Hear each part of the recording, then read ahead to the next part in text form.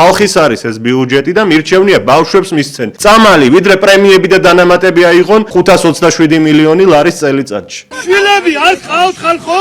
როდესაც მთავრობის წევრები სიტყვით გამოდიოდნენ გუშინ ამბიონიდან და ოჯახზე საუბრობდნენ დიდი პატივისცემით და ოჯახის სიწმინდეზე, არც კი მიუქცევიათ ამ დრომდე ყურადღება დიუშენის სინდრომის მქონე ბავშვების ოჯახებისთვის, მათი მშობლებისთვის, რომლებიც უწყვეტ პროტესტს მართავენ კანცელარიასთან და ითხოვენ წამლებს მათი შვილებისთვის. ესენი ოჯახები არ არიან? და აქ ჩანს გულგრილობა, როდესაც პოლიცია ჩაუყენეს ბავშვებს იმის ნაცვლად, რომ სათამაშოებით, ბუშტებით და კარამელით დახვედროდნენ ბავშვებს, პოლიცია დაუყენეს წინ და კანცელარიის შენობაში არ შეუშვეს, რომ ელაპარაკათ მშობლებს და მთავრობის წარმომადგენელს გამოსავალზე. უკვე აღარ შეგვიძლია ეს თავადი მარიმწველი ჩვენ ვართ ახალგაზრდები, რომლებიც განტარებულებით გავართ აქ, ჩვენი შვილები იცოცხლებენ.